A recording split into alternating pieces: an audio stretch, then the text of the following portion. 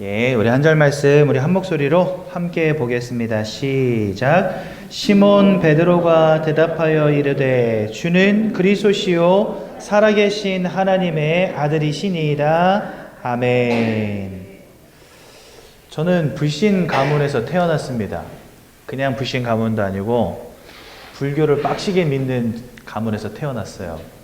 그래서 어렸을 때부터 할머니 손에 이끌려가지고 우리 동네 뒷산에 있는 절에 늘 끌려다녔어요. 그리고 할머니가 옆에 와서 쓰라고 하신 다음에 절해 해가지고 뒤통수 탁 밀면은 나도 납죽 엎드려서 절하고 그렇게 이제 절에 다녔었거든요. 그러면서 제 마음속에 들어왔던 한 가지 생각이 있어요. 그게 뭐냐? 시편 14편 1절에 이런 말씀이 있습니다. 어리석은 자는 그 마음에 이르기를 하나님이 없다 하는도다, 이렇게 말씀하시거든요. 이 마음이 제 마음속에 쏙 들어와 버린 거야. 그래가지고 어디 뭐 하나님이 있고 말하면서, 그러면서 제가 제일 많이 들었던 말들 중에 하나가 사막 귀신이래요. 예수님 보고 사막 귀신. 왜냐면 저 유대인들이 사는 땅이 사막이거든요. 저 예루살렘, 이스라엘 그 땅이 사막입니다. 예수님은 이제 예루살렘에서 활동하셨던 분이기 때문에, 그래가지고 사람들이 예수님을 뭐라고 불렀냐? 사막 귀신이라는 거예요. 그래서 불교는 우리나라에서 전통이 깊잖아요. 그러니까 불교는 우리의 전통 어떤 문화고, 전통 어떤 종교고, 그랬는데 기독교는 우리나라에 들어온 지 이제 한 120년 됐습니다. 130년 정도 됐습니다. 그러니까 역사적으로 보나, 문화적으로 보나, 불교는 전통으로 인정받기 참 쉬운 종교인데, 기독교는 어때요? 역사도 너무 짧고, 그리고 출신도 이제 저 지중해 옆에 있는 그 사막에서부터 왔기 때문에 사막 귀신이라는 거예요. 근데 저도 어렸을 때는 그렇게 생각했어요. 왜냐? 우리 할머니가 불교니까. 저도 불교를 따라다녔으니까. 그래가지고 제 마음에 이르기를 하나님이 어디 있어? 예수님이 뭐야? 그냥 내가 착하게 선하게 살면 되지. 그렇게 생각했던 것 같아요. 어렸을 때부터. 제 친구 중에는 교회 다니는 친구가 많았거든요. 근데 이 친구들이 저한테 교회 가자 그러면 야, 너나 가. 난 그딴 데 안 가. 이렇게 늘 말했던 것 같아요. 그리고 어이구 저 예수 믿는 것들 막 이러면서. 그러니까 영적으로 완전 무지하니 하나님이 계신지도 모르고 예수님이 계신지도 모르고, 그죠? 그렇게 살았던 것 같습니다. 그런데 로마서 1장 16절에 보면 이런 말씀이 나옵니다. 사도 바울이라는 사람이 이렇게 말해요. 나는 복음을 부끄러워하지 않는다, 이렇게 말합니다. 저도 이제는 하나님을 알고 나서 복음을 부끄러워하지 않는 사람이 됐습니다. 그리고 사실 제 인생에서 제일 즐겁고 행복한 시간이 언제냐? 바로 이 시간입니다. 여러분들을 만나서 예수가 그리스도라고 선포하는 이 시간이 사실은 저에게 가장 행복한 시간입니다. 옛날에는 술 퍼먹고 친구들하고 노는 시간이 제일 행복한 시간이었거든요. 게임하고 여자 만나러 가는 게 행복한 시간이었는데, 죄송합니다. 제가 목사인데 좀 험난한 인생을 살았습니다. 예, 좀 많이 마시고 많이 놀고 많이 만나고, 예, 그러고 놀았어요. 사실은요. 죄송합니다. 그때는 그런 게 그냥 인생의 즐거움이었어요. 예. 그랬는데 지금은 내가 복음을 부끄러워하지 아니하나니. 옛날에는 막 사막 귀신이라 그러고 막 하나님이 어디 있냐 막 손가락질하고 그랬거든요. 복음을 부끄러워하지 아니하나니. 왜요? 이 복음이 모든 사람들, 하나님이 구원 주시기로 작정한 모든 사람들을 구원할 만한 능력이 됨이니라, 이렇게 말씀하십니다. 여러분, 지금 하나님을 믿지 않는 사람들 대부분은 어떻게 생각하냐면요, 내가 착하게 살면 구원에 이른다 생각합니다. 그렇죠? 내가 죄를 짓지 않고 선행을 베풀면 구원에 이른다라고 생각합니다. 그런데 왜 복음은 하나님이 우리에게 구원을 주시는 능력이 된다라고 말씀하셨을까요? 진짜 단순히 구원이라는 게 내가 죄 안 짓고 착하게 살면 천국에 이르고 내가 뭐 영원한 생명을 얻고 하는 것이라면 굳이 이 복음이 능력이라고 말할 필요는 없겠죠. 왜요? 복음이 아니더라도 내가 착하게 살면 구원에 이를 수 있는 것이니까. 복음을 능력이라고 말한다는 것 자체가 내 힘으로는 절대로 얻을 수 없는 것이 구원이라는 의미를 갖고 있는 겁니다. 내 힘으로는 구원을 얻을 수 없기 때문에 하나님이 우리에게 이 복음이라는 능력을 통해서만 여러분들에게 구원을 주신다는 거예요. 그래서 우리는 이걸 잘 알아야 됩니다. 왜 복음이 능력이 되는지. 그리고 로마서 1장 17절에는 이렇게 말씀하십니다. 이 복음에는 하나님의 의가 나타나서 믿음으로 믿음에 이르게 하나니, 구원에 이르게 하나니 오직 의는 믿음으로 말미암아 살리라. 즉, 이 복음이 능력이라는 사실을 믿는 자들에게 하나님은 구원을 주신다는 겁니다. 바꿔 말하면 이런 거예요. 우리는 이 복음이라고 하는 능력이 아니고서는 구원받지 못하는 상태 속에 있다는 겁니다. 저와 여러분들은 복음이 능력으로 우리 안에 역사해야지만 살 수 있는 존재들이라는 거예요. 그리고 그 사실을 믿음으로 고백할 때 구원에 이른다는 것입니다. 그렇다면 이 복음 안에 나타난 한 의가 누구시겠습니까? 그분이 바로 예수님이십니다. 그리고 우리는 그 예수님을 그리스도라고 부릅니다. 여기에다 더하여 성경 사도행전 4장 12절은 천하 사람 중에 구원 얻을 만한 다른 이름은 없다라고까지 말씀하십니다. 즉 예수 그리스도만 구원의 유일한 길이 되신다는 거예요. 그러면 우리는 정확히 알아야 되겠죠. 왜 예수만이 구원의 길이 되시고 그 예수가 왜 능력이 되시고 그리고 그 예수를 믿을 때 왜 구원에 이르게 되는지 우리는 정확히 알아야 되겠습니다. 그러지 않으면 어리석은 자가 되는 거예요. 어리석은 자. 이러한 내용들을 알지 못하니까 저도 어리석은 자였거든요. 예수님을 사막 귀신이라고 하고 하나님 없다 말하는 어리석은 자였단 말입니다. 그래서 여러분들 오늘 왜 복음이 능력인지, 왜 예수가 그리스도신지, 왜 우리는 믿음으로만 구원에 이르게 되는지 밝게 깨닫는 귀한 날 되시기 바랍니다. 아이고. 우리 옆에 있는 분들과 한번 인사하겠습니다. 환절기에 감기 조심하십시오.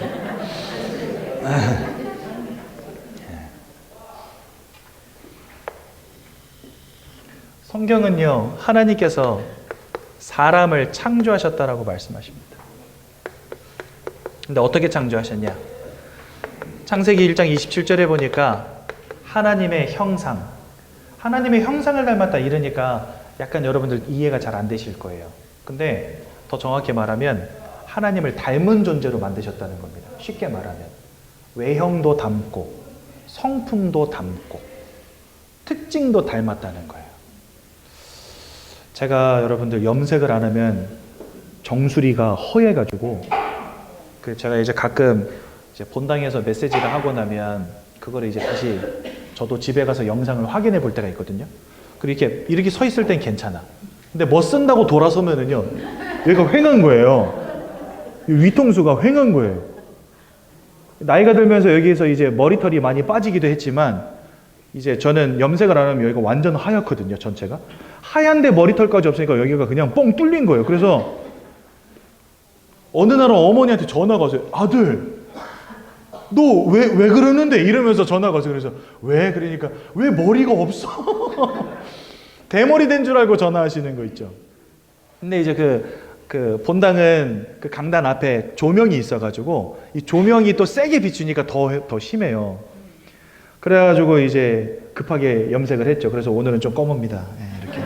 오늘은 비지 않았어요. 근데 나는 이거 좀 스트레스가 되는 거예요. 왜 이렇게 새치가 심하고 왜 이렇게 머리털이 잘 빠지지 했는데 저희 아버지가 그래요. 여러분들 우리나라 최초의 프로파일러 권일용 교수님, 그것이 알고 싶다 이런 거 애청자들은 잘 아시는데 그분 보면은요, 머리카락은 있지만 두피가 다 보이잖아요. 어떤 머리인지 아시죠? 수치에 없어. 대머리는 아닌데 머리카락은 덮여 있는데 두상이 다 보이는 그런 머리 있잖아요. 저희 아버님 머리가 딱 그래요. 그래서 기도하고 있어요. 그 머리 안 되게 해달라고. 하나님, 제가 육신적인 거 놓고 절대 기도하지 않는 한 사람인데 딱 하나 머리만 그렇게 안 되게 해주세요 이러면서 기도하고 있거든요. 그게 닮아서 그래요. 아버지를 닮아서. 가끔 제가 제 손을 보면 깜짝 놀랄 때 있어요. 아빠 손이에요 그냥. 그래가지고 이제 아버지가 운전하실 때 이렇게 손 보고, 식사하실 때 이렇게 손 보고 하잖아요. 근데 가끔 이렇게 운전대 잡고 있는 제 손 보고 어이씨 아버지 손이야 깜짝 놀랄 때 있어요. 왜 그럴까요? 닮아요. 그렇게 하나님을 우리는 닮은 존재예요. 생김새도 닮고 아버지 성격도 닮고, 그렇죠? 아버지 특징도 닮아요. 그래서 우리는 하나님을 그렇게 닮은 존재로 만들어졌다는 겁니다. 그런데 하나님의 특징 중에 가장 큰 특징이 뭐냐? 하나님이 영이시라는 겁니다. 영이신 하나님을 닮았기 때문에 사람만 희한하게도 영적인 행위를 해요. 그 하나님을 닮은 존재로 만들어졌기 때문에 사람은 영적인 행위를 합니다. 그래서 사람을 두고 우리는 영적 존재라고 말합니다. 육신을 가졌지만 우리는 영이신 하나님을 알 수 있는 영적 존재라는 거예요. 우리는 단순히 육신만 가진 존재가 아니라, 마음만 가진 존재가 아니라 영혼을 가진 영적 존재라는 겁니다. 왜요? 하나님을 닮은 존재로 창조되었기 때문에. 그래서 영적 존재이기 때문에 영적인 행위를 하는 유일한 존재들이 또 사람입니다. 제가 예전에 한번 우리 교회에 YMS라고 중고등학생들이 있거든요. 그 아이들하고 같이 수원봉 등반을 했어요. 죽을 뻔했습니다. 몸매가 제가 아름답다 보니까 산 타는데 좀 무리가 있어요.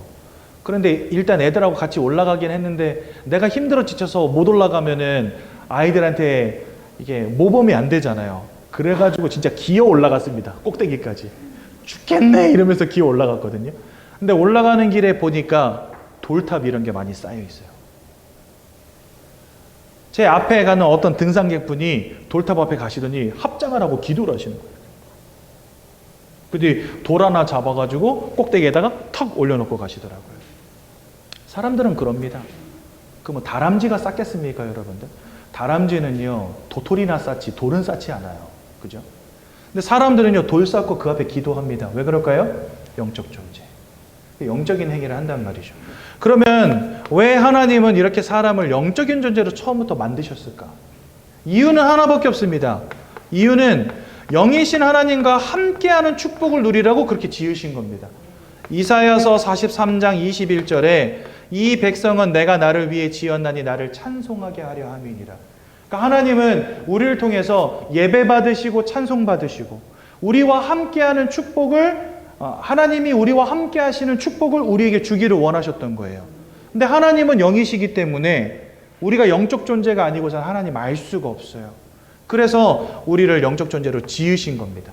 하나님과 함께하는 축복을 누리는 영적 존재로. 그러니까 원래 인간은 하나님이 계심을 아는 게 당연한 거예요. 왜? 하나님을 알도록 창조하셨으니까. 그런데 아까 시편 14편 1절에 제가 뭐라고 그랬어요? 어리석은 자는 그 마음에 이르기를 누가 없다 하는도다? 하나님이 없다 하는도다. 그러니까 우리는 하나님을 당연히 아는 존재로 지음받았는데 왜 하나님이 없다라고 말하는 상태가 됐을까요? 그 말은 뭔가 우리의 영적인 부분에 문제가 생겼다는 것입니다. 그렇죠? 하나님을 깨달을 수 없는 상태가 됐다는 것이고 하나님을 이해할 수 없는 상태가 됐다는 거예요. 원래 인간은 영적 존재로서 하나님과 함께하는 존재인데 그 모든 축복들을 잃어버린 문제가 저와 여러분들에게 벌어졌다는 증거입니다. 그렇죠? 창세기 3장 1절에서 6절에 보니까 하나님을 대적한 존재의 사단이 등장합니다. 이 사단이 하나님이 지으신 첫사람 아담과 하와를 속여서 하나님이 따먹지 말라는 선악과를 따먹는 원죄를 짓게 만들어버립니다. 그리고 그 결과로 로마서 3장 23절에 있는 말씀처럼 모든 사람이 죄를 범하였음에 하나님의 영광에 이르지 못하게 되었다. 즉 하나님의 영광으로부터 멀어진 존재가 되었다고 성경 말씀하세요. 간단히 말해서 하나님을 모르는 존재, 하나님과 함께 할 수 없는 존재, 하나님의 영광으로부터 멀어진 존재, 하나님으로부터 떨어진 존재가 됐다는 겁니다. 무슨 말인지 이해가 되시죠? 그래서 우린 이걸 뭐라고 하냐? 인생의 근본적 영적 문제라고 하는 것입니다. 왜 영적 문제라고 하냐면요, 우리 영적인 부분에서 일어난 일이기 때문에 그래요. 하나님은 영이시잖아요. 그 하나님과 우리의 영혼이 떨어지게 된 것입니다. 영적인 부분에서 일어난 문제이기 때문에 영적 문제라고 하는 겁니다. 제가 중학교 때 친구들하고 농구를 하는데, 농구를 하다 보면은 이제 슛을 딱 던졌을 때 이게 골대를 막 그냥 골대로 들어가면 득점인데, 골대를 맞고 튕겨 나올 때 있어요. 골대를 맞고 튕겨 나오면 서로 먼저 공을 잡겠다고 아득바득 점프해가지고 그걸 잡으려고 합니다. 다들. 그래가지고 이제 제 친구 놈 하나가 슛을 던졌는데 이게 골대를 맞고 튕겨 나온 거예요. 그래가지고 제가 그 공을 잡겠다고 점프를 했는데 제 친구 놈 하나가 제 엉덩이 밑쪽에 있었던 거예요. 그래서 공을 잡고 내려오면서 뒤로 떨어진 거예요. 이렇게. 뒤로 떨어지면서 팔을 땅으로 딱 짚었는데 어떻게 됐을까요? 팔이 뚝 하고 부러져 버렸어요. 그래가지고 팔이 똑 부러져가지고 너무 아파서 이거를 붙잡고 집까지 온 겁니다. 근데 집에 왔더니 엄마 아빠가 없어. 그래가지고 막 이곳저곳 전화를 돌렸어요. 그때는 핸드폰이 없으니까 집집마다 전화를 돌린 거예요. 거기 우리 엄마 있어? 이러면서 집집마다 전화를 했는데 없어, 어디에도. 근데 한 친구놈이 너네 엄마랑 우리 엄마 옆 동네 어디 놀러 갔는데 이렇게 말을 해준 거예요. 그래가지고 거기다 전화를 했어요. 근데 엄마가 술이 이만큼 취해셔가지고, 이거 엄마 뒷담화인데? 엄마 보면 안 되는데? 네. 술이 이만큼 취해가지고 전화를 받으시는데, 엄마 나 팔 부러졌어. 그랬더니 이놈의 새끼. 그때는 이제 저희 가족이 다 예수 안 믿을 때입니다. 중학교 1학년 때였으니까. 제가 중학교 2학년 때부터 교회 다녔거든요. 술이 이렇게 취해가지고 엄마 나 팔 부러졌어. 그러니까 이놈의 새끼 무슨 팔이 부러져! 이러면서 파스 붙여! 이러면서 끊으시는 거예요. 팔 부러졌는데 파스를 붙이래. 그래가지고 야, 이건 파스 붙인다고 될 일이 아닌데? 그런데 어머니가 술 취해가지고 재미있게 놀고 있는데 거기서 고스톱 치고 계셨거든요. 술이 이렇게 취해가지고 친구들하고 고스톱 치고 있는데 제가 부르니까 부부 동반으로 고스톱 치고 있는데 아버지는 옆에서 술 먹고 있고 이제 엄마들은 한 장 걸치고 고스톱 치고 있고. 근데 제가 걷다 전화해가지고 나 팔 부러졌다 그러니까 엄마가 짜증이 난 거예요. 팔 부러진 것도 아닌데 괜히 전화해가지고 흥을 깬다고. 예, 흥을 깬다고. 그러니까 제가 한 2시간을 전화를 못했어. 엄마가 무서워서. 근데 팔이 너무 아프니까 또 전화를 한 거예요. 어쩔 수 없잖아요. 전화해서 엄마 나 팔 부러졌어. 진짜 부러진 것 같아. 파스 붙였는데도 아파. 이러니까 엄마가 이놈 새끼 집에 갔는데 팔 안 부러진 거면 그때는 내가 네 다리 몽댕이를 부러뜨린다. 이로선 전화를 끊으시더니 온 겁니다. 왔어요. 30분 만에 오셨어요. 근데 와보니까 진짜 팔이 부러졌네. 아이고 우리 아들 팔이 부러졌네 막 이러면서 난리가 났어. 그래가지고 이제 제가 그 시골 완전 깡촌에 살았거든요. 버스도 없어. 저녁 7시 넘어가면요 버스도 안 다녀요. 이놈의 동네는. 그러니까 택시를 부른 겁니다. 이제 저는 이제 시내에서 굉장히 먼 시골 동네 살았기 때문에 택시가 오는 데만도 30분. 또 타고 나가는데 30분. 그래서 이제 그 안성, 경기도 안성에 있는 제일 큰 병원 의료원에 갔거든요. 도립의료원에. 그런데 거기에 수술해 줄 수 있는 의사가 없다는 거예요. 다 퇴근했으니까. 그래가지고 저보고 평택으로 가라는 거예요. 그래서 차를 타고 또 1시간을 달려서 평택을 간 겁니다.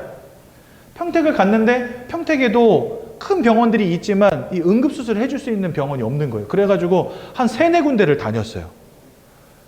제가 팔이 4시에 부러졌는데 병원 입원 몇 시에 했는지 아세요? 11시에 했어요. 11시. 7시간을 뼈가 부러진 채로 돌아다닌 거예요. 그래가지고 이제 그 다음날 수술을 했습니다. 수술했는데 다행히도 의사 선생님이 실력이 좋았는지 멀쩡해졌습니다. 팔이. 예. 제가 이 이야기를 왜 하냐. 팔 부러지면 병원 가면 돼요. 여러분들. 찢어졌다? 꼬매면 됩니다. 그죠? 마음이 좀 뭐 우울감이 왔다. 상담 좀 받고 약도 좀 먹고 주변에서 가족들이 좀 사랑해주고 그러면요 이거 넘어설 수 있어요. 영적인 문제는 어떻게 해결할 겁니까? 하나님을 잃어버린 이 영적인 문제는요 돈으로도 안 돼요. 성공으로도 안 돼요. 열심으로도 안 돼요. 선행으로도 안 돼요. 하나님 만나야 끝나는 문제인데 이 땅의 방법으로는 하나님을 만날 수가 없어요.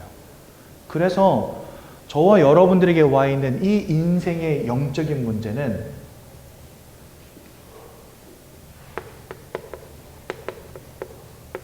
이 땅의 방법으로는 절대로 해결 불가능한 문제라는 사실.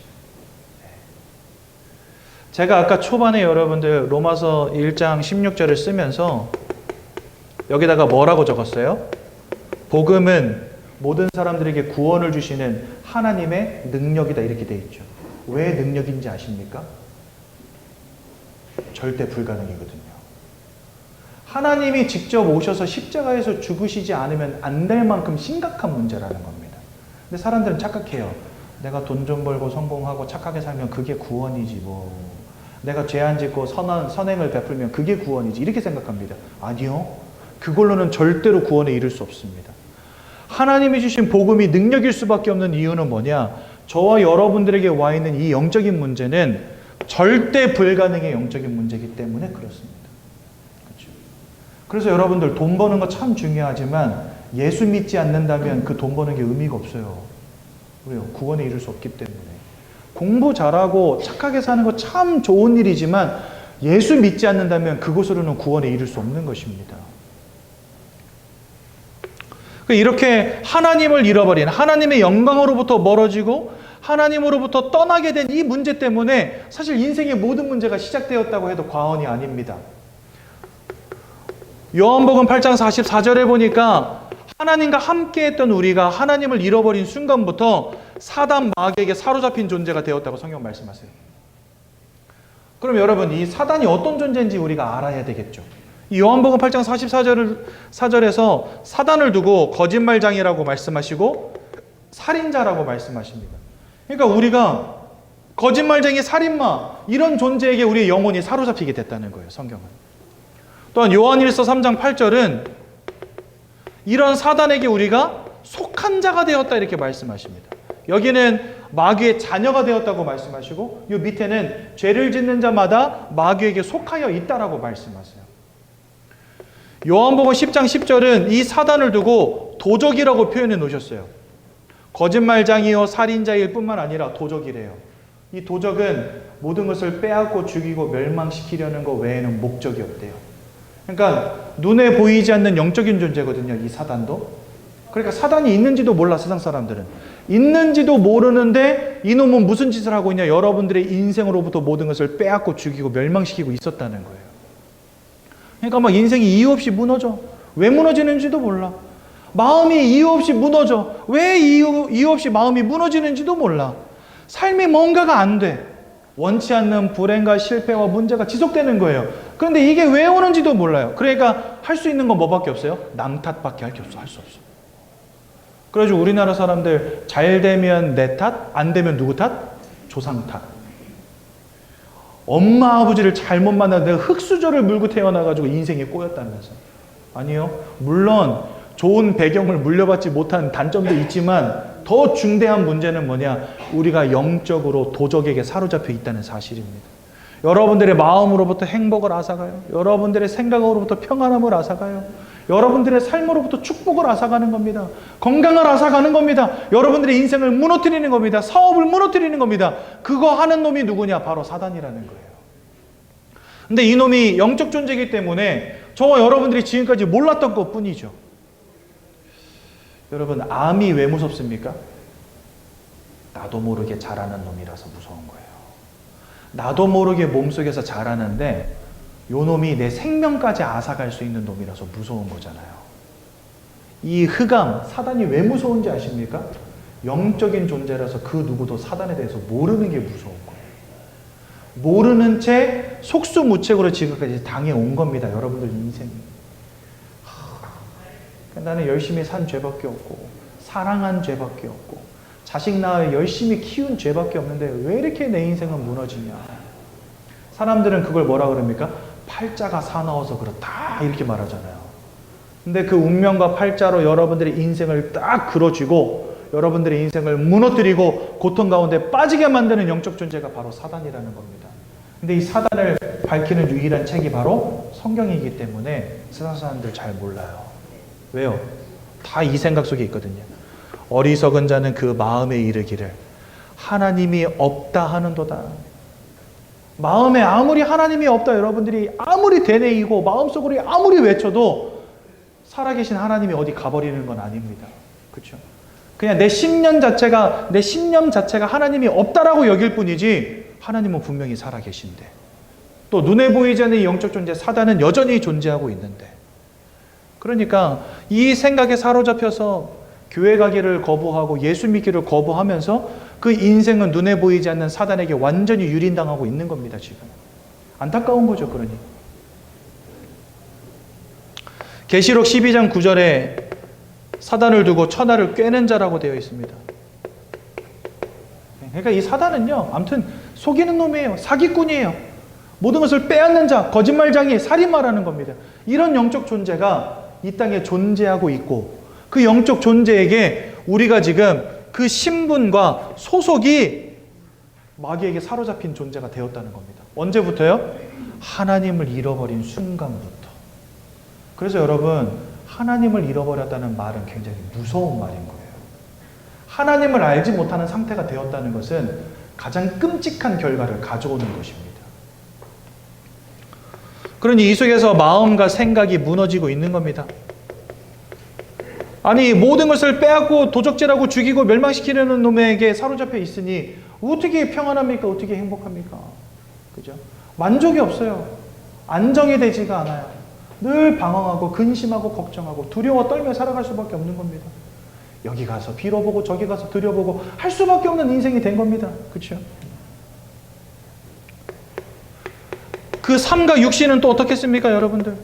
무너질 수밖에 없죠. 건강도 빼앗아가고 돈도 빼앗아가고 축복도 빼앗아가고 삶도 빼앗아가는데 여러분, 제가 무속인을 300명 가까이 만나봤거든요. 근데 이분들 집에 가잖아요. 그럼 법당 옆에 다 이렇게 화이트보드가 있어요. 월중 행사 적어놓는 화이트보드 있잖아요. 칸칸이 이렇게 해가지고 뭐 3월달 해서 이렇게 지우개로 지운 다음에 이렇게 월화수목금토일 해가지고 숫자 적어놓고 이렇게 해놓는 화이트보드가 있는 거예요. 대부분이 다 있어요. 근데 보면은요, 기가 막혀요. 굿 스케줄이 쫙 적혀 있어요. 근데 여러분, 놀라지 마십시오. 굿이 한 번 하는데 얼마씩 하는지 아세요? 싼 거는요, 아무리 싸도 굿은요, 일단은 100만 원 이상이에요. 진짜로. 100만 원 이하짜리 굿을 본 적이 없어요. 비싼 거는요, 2천만 원, 3천만 원도 해요. 근데 그런 굿이 스케줄이요, 진짜 가득 차 있어요. 그 매달 지우고 쓰는 거거든요. 근데 거기에 보면은 김 사장님 600만 원, 막 이런 식으로 써 있는 거예요. 굿 한 번 하는데 수백만 원을 들여서 굿을 해요. 그러면 그거를 매달 그러고 돈을 번다. 그럼 여러분, 무당이 세계 최고 부자 돼야 될 거 아닙니까?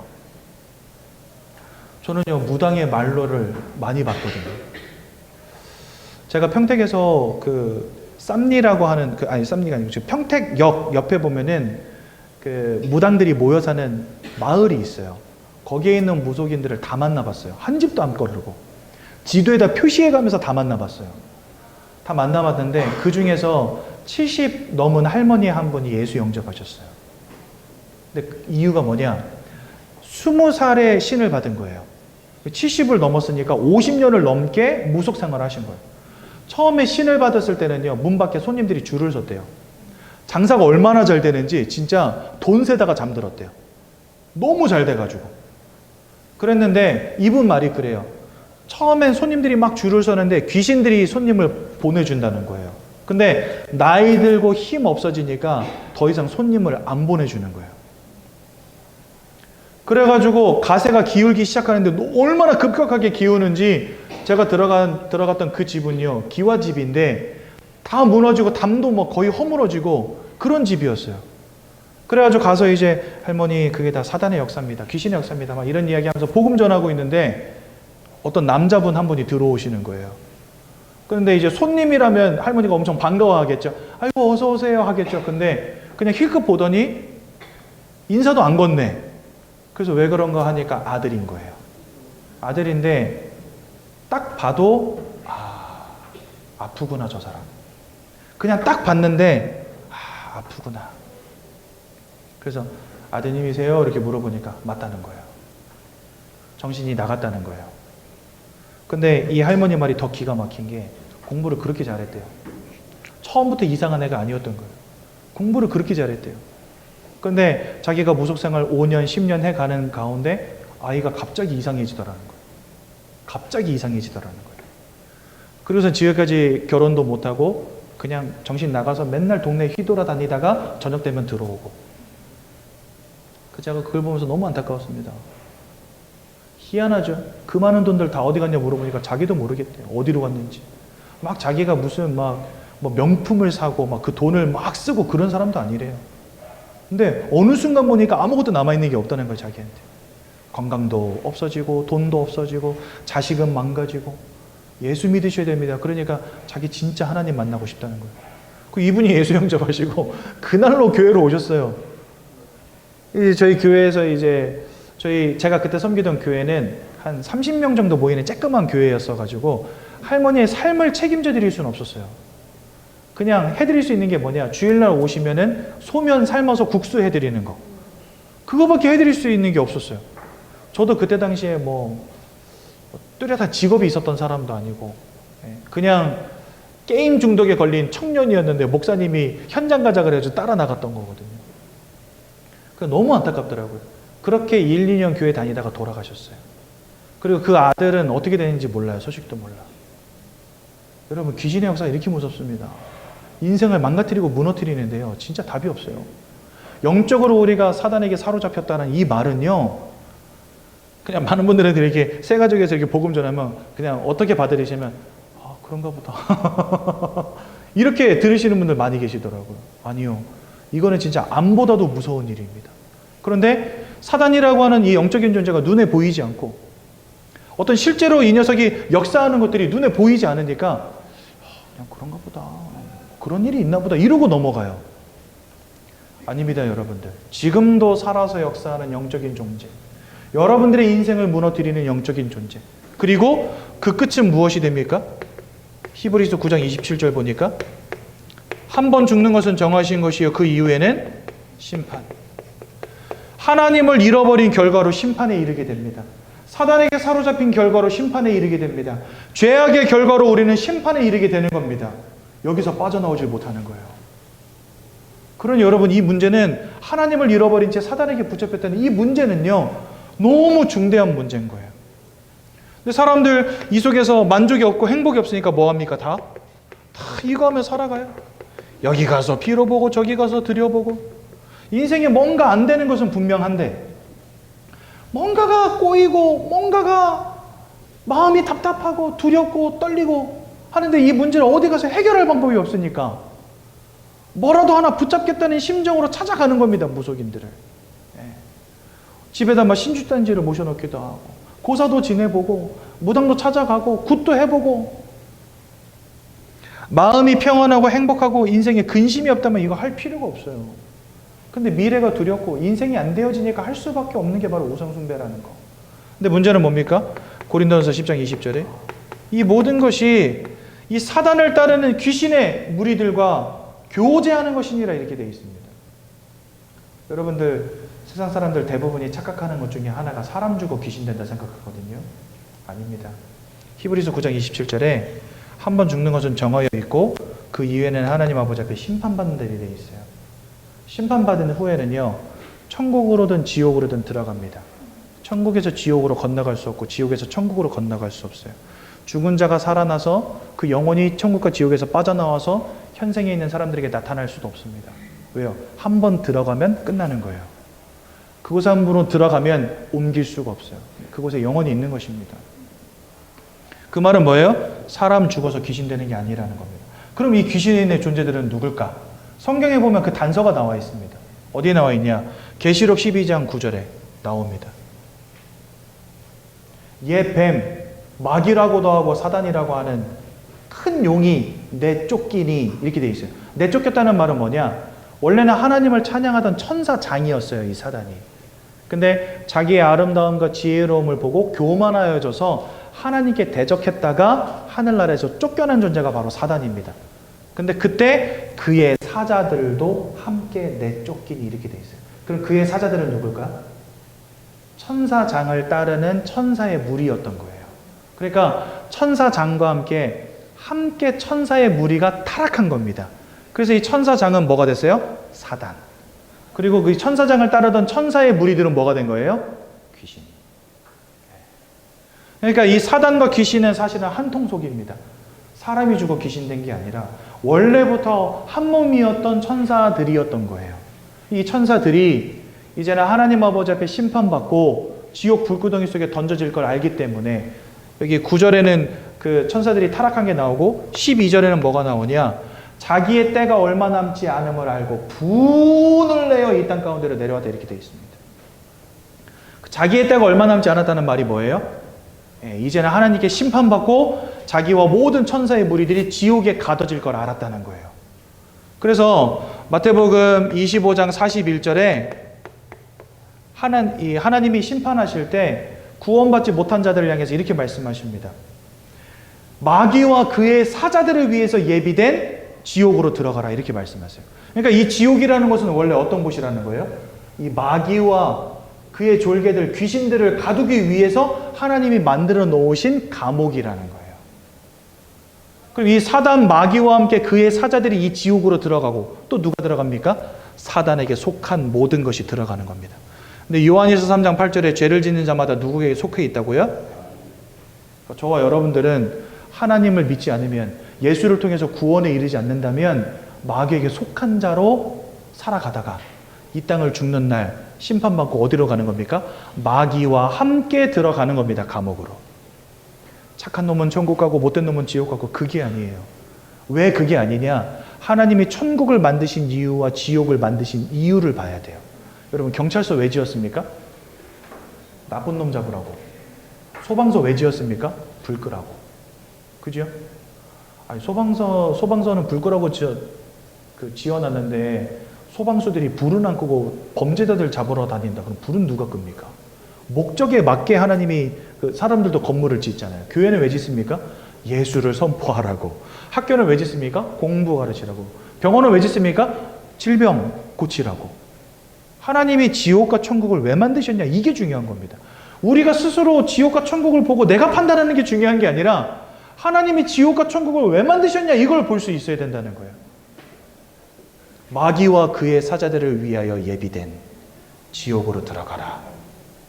이 지옥은 마귀와 그의 사자들을 위해서 예비된 곳이었어요. 그런데 그에게 속한 모든 것들 같이 들어가는 겁니다. 그래서 계시록 20장에 보면은요, 계시록 20장 10절에 뭐라 되어 있냐? 거짓 선지자들, 짐승의 표를 가진 자들, 마귀를 따르는 모든 것들 다 지옥으로 들어가게 된다. 14절은 이렇게 되어 있습니다.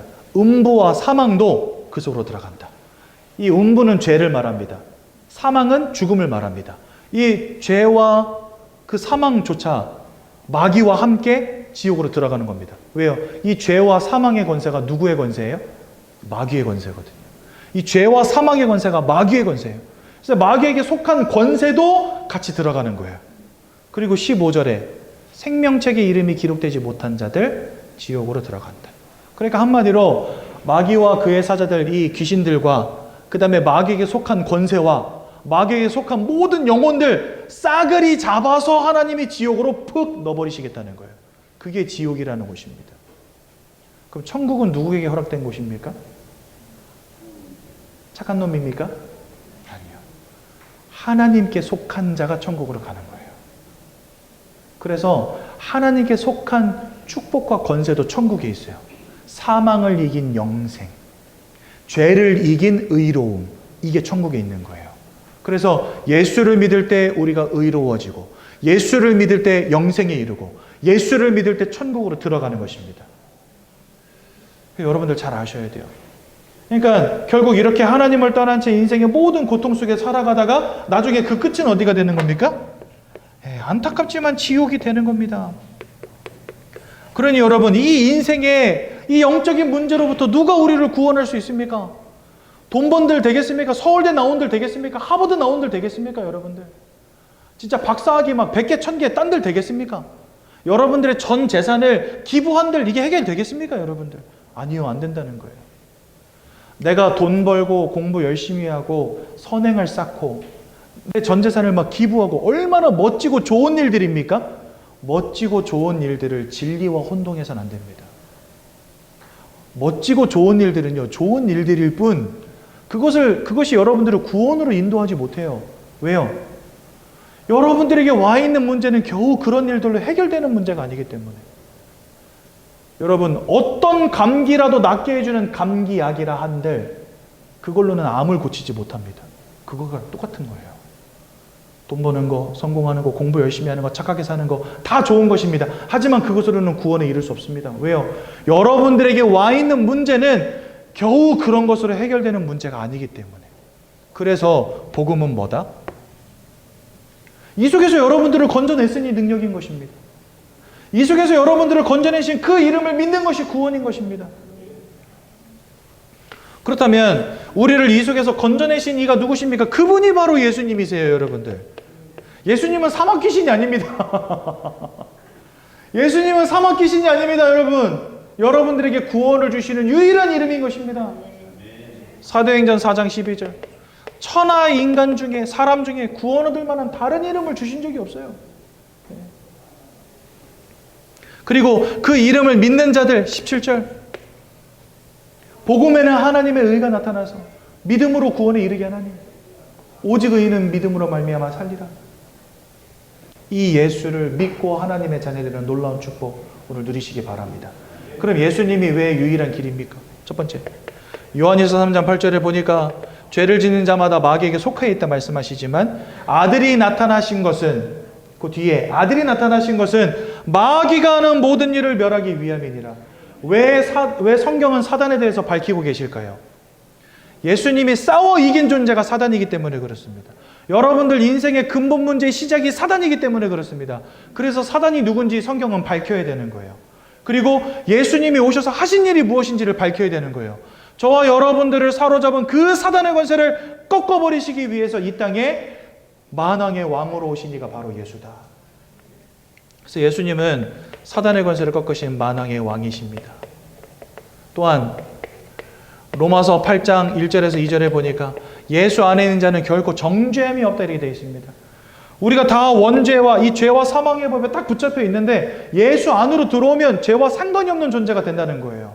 왜? 예수 안에 있는 생명의 성령의 법이 이 죄와 사망의 법에서 저와 여러분들을 해방시키셨기 때문에, 그래서 능력인 거예요, 여러분들. 사단의 권세를 꺾을 능력이 복음 안에 있는 것이고 저와 여러분들의 죄악의 문제를 끝낼 능력이 복음 안에 있는 것입니다. 그래서 우리는 예수님을 대제사장이라고 부릅니다. 요한복음 14장 6절에 보니까 내가 곧 길이요 진리요 생명이니 나로 말미암지 않고는 아버지께로 올 자가 없느니라.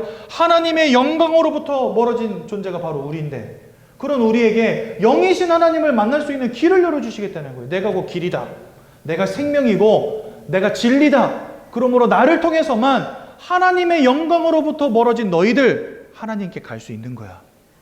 그래서 예수님은 하나님을 만날 유일한 참 선지자가 되십니다.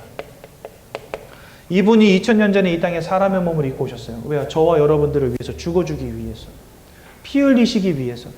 그래서 십자가에 죽으신 겁니다. 그리고 돌아가신 지 3일 만에 부활하셨습니다. 왜요? 사망을 이기신 증거를 우리에게 보여주시기 위해서. 사단은 사망의 권세를 쥔 존재라고 한다면 예수님은 생명의 권세를 쥔 분이십니다. 그 사망을 이겼다는 증거로 죽으셨다가 살아나신 거예요. 그러니까 예수님은 일부러 죽으신 거예요, 사실은요. 죽음 가운데로 내려갔다가 다시 올라오는 것을 우리에게 보여주시기 위해서, 부활을 보여주시기 위해서 죽으신 겁니다. 하나님이 그래서 예수를 죽이신 거예요. 그래서 예수님은 죽었어요. 하지만 사망이 절대로 예수님을 붙잡을 수 없어요. 왜요? 예수님은 생명의 권세를 가지신 분이기 때문에.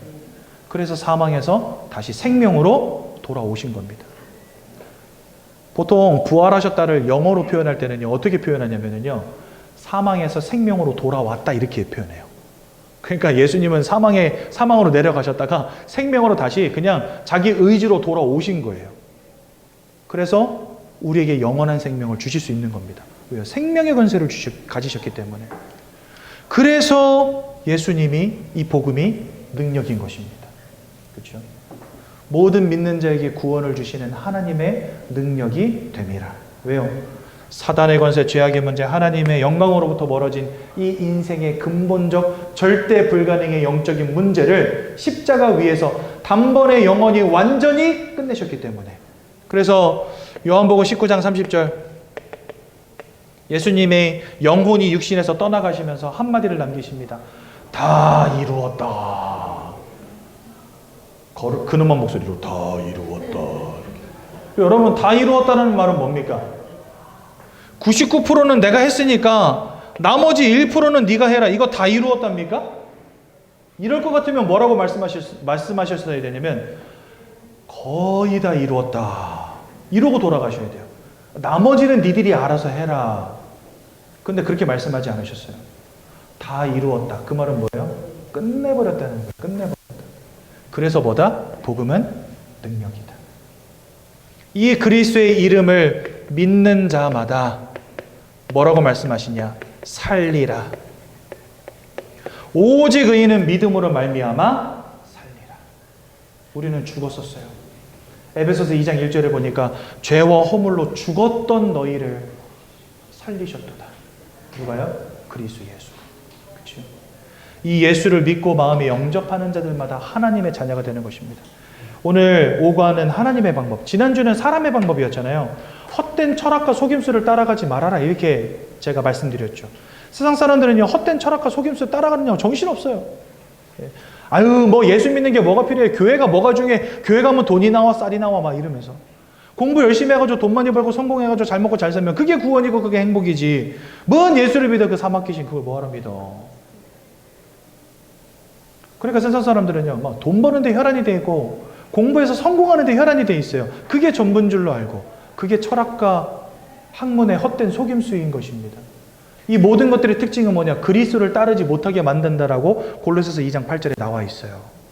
그러니 오늘 우리는 하나님의 방법을 알아야 됩니다. 세상의 방법으로는 해결할 수 없으니 하나님의 방법 대신 그리스도를 알아야 되겠죠.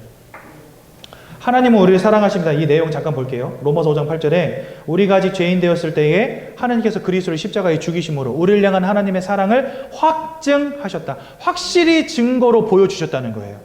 그게 바로 십자가라는 겁니다. 하나님이 우리를 사랑하신 확실한 증거가 뭐냐? 그게 십자가라는 거예요. 아들을 죽인 곳, 십자가. 그래서 요한복음 3장 16절에 하나님이 세상을 그토록 사랑하셨기에 예수를 믿는 자는 멸망치 않고 이 지옥의 불구덩이 속에서 심판받지 않고 영생을 얻게 하신다. 그게 바로 하나님의 사랑입니다. 예수님의 은혜는 무엇입니까? 그는 근본 하나님의 본체라고 빌립보서 2장 6절 말씀에서 즉 하나님이라는 겁니다. 근데 그분이 사람의 몸을 입고 이 땅에 내려오셨습니다. 그게 바로 자기를 비워 종의 형체를 가지사 사람의 몸을 입고 이 땅에 오셨느니라 2장 7절과 8절에 말씀하세요. 또한 9절에 죽기까지 복종하셨으니 곧 십자가에 죽으십니다. 그러니까 하나님은 자기 아들을 죽이겠다고 결정하셨고 예수님은 그 하나님의 뜻에 복종해서 죽으신 겁니다. 이 하나님의 사랑과 예수의 은혜로 말미암아 우리가 지금 이 절대 불가능의 문제에서 빠져나오게 된 거예요. 예수 그리스도는 누구십니까? 예수 이름의 뜻은 자기 백성을 그들의 죄에서 구원할 자라는 뜻이고요.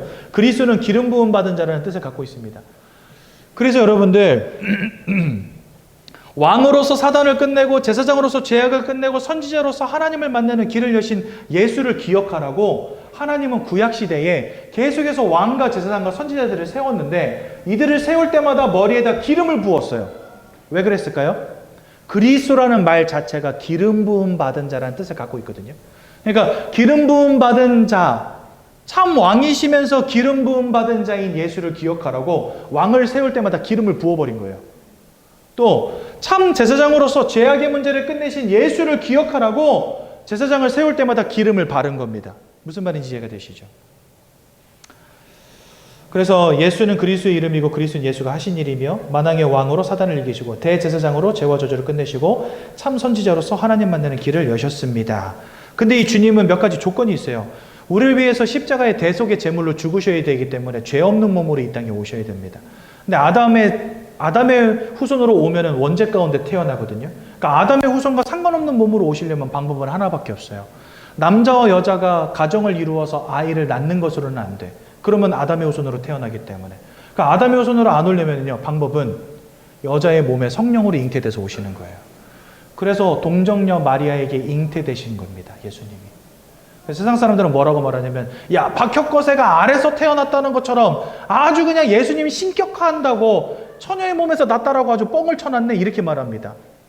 근데 여러분, 박혁거세는 솔직히 아래서 태어날 이유도 없는 사람이에요.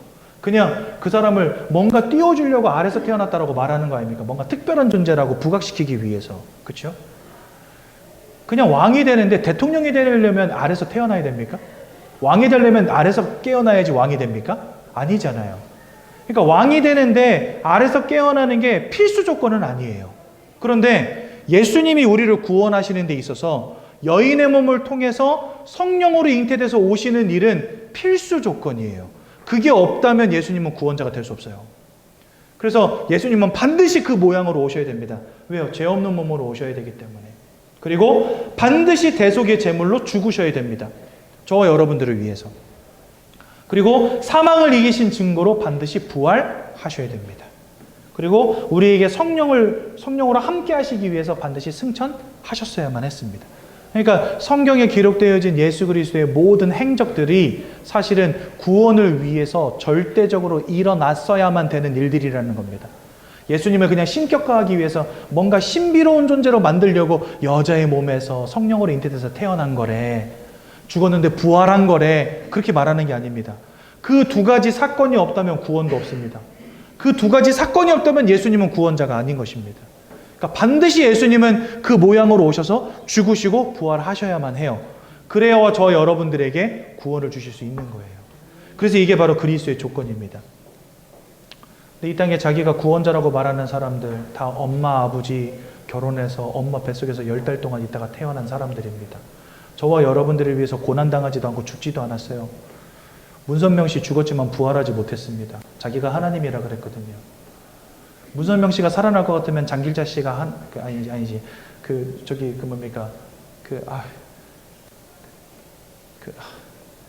문선명 씨 아내가 이름이 뭐더라? 아무튼 뭐 중요한 이름 아니니까. 문선명 씨가 죽고 나서 이 사람이 통일교 2대 교주가 됐어요. 문선명 씨가 살아 돌아올 것 같으면 교주가 되면 안 되죠. 기다려야지 그분을. 이렇게 말했어야죠. 우리 문선명 하나님께서 돌아오실 것이니까 여러분들은 믿음을 가지고 기다리십시오. 이래야지 자기가 교주가 됐다니까. 그 말은 뭐예요? 자기도 안다는 거예요. 저 사람은 살아날 수 없다는 걸. 그러니까 그 누구도 예수님의 조건을 갖춘 이가 없는데 자기가 하나님이래. 틀린 말이죠. 그래서 천하 사람 중에 구원 얻을 만한 다른 이름을 주신 적이 없다. 이 예수를 믿고 마음에 영접할 때 결론 4장 12절 결론으로 4장 12절. 그래서 이 시간 예수님을 마음속에 영접하실 때 여러분들이 이 인생의 근본적 문제로부터 해방되어지고 하나님의 자녀가 되며 천국과 영생을 소유하는 놀라운 축복 가운데로 들어가게 되는 것입니다. 고민할 필요가 뭐가 있습니까? 여러분들 여기입니까? 여기입니까? 선택해 보십시오. 여기에요? 여기 계시고 싶으세요? 그러면 지금 눈과 귀를 닫으십시오. 그냥 제 말 듣지 마시고. 여기 계시고 싶으십니까? 그렇다면 저를 따라서 예수님을 마음속에 영접하시기 바랍니다. 15페이지에 영접 기도문이 잘 나와 있어요. 이 시간 저와 함께 영접 기도문을 고백함으로 예수님을 우리 마음속에 영접하는 시간을 갖도록 하겠습니다. 여러분들 진짜 진심으로 예수를 이 언약을 믿으시고 예수님을 마음속에 영접하는 시간 되시기 바랍니다. 함께 봉독합니다. 사랑의 하나님, 이제 나는 죄인인 것을 깨닫고 회개합니다. 지금까지 하나님을 떠나 사단의 지배 아래 묶여 종노릇하며 살았습니다. 그러나 예수님이 저를 위하여 십자가에서 죽으시고 3일 만에 부활하신 그리스도이심을 믿습니다. 예수 그리스도께서 하나님을 만나는 유일한 길이 되시며 사탄의 권세를 꺾으시고 모든 죄와 저주와 재앙에서 나를 해방하신 그리스도 되심을 믿습니다. 지금 이 순간 내 마음의 문을 열고 예수님을 나의 구주로 나의 주인으로 내 마음에 영접합니다. 나를 구원해 주심을 감사드립니다. 앞으로 하나님의 말씀과 뜻대로 살겠습니다. 지금부터 일평생을 세밀히 인도해 주옵소서. 예수 그리스도 이름으로 기도합니다. 아멘. 제가 한번 기도하고 말씀 마치겠습니다. 사랑의 하나님, 오늘도 그리스도 예수의 언약 복음 듣게 하신 너무나 감사를 드립니다. 이 복음은 구원 얻는 자들, 믿는 자들에게 구원을 주시는 하나님의 능력이 된다 말씀하셨습니다. 사단의 권세, 죄악의 문제, 하나님을 떠나버린 인생의 근본적 영적 문제를 끝낼 유일한 이름이 예수 그리스도이심을 분명히 믿습니다. 일평생 이 복음에서 떠나지 않게 하시고 하나님께 예배하는 예배자 되도록 우리 모든 성도님들 인생을 축복하여 주옵소서. 예수님의 이름으로 기도드렸습니다. 아멘.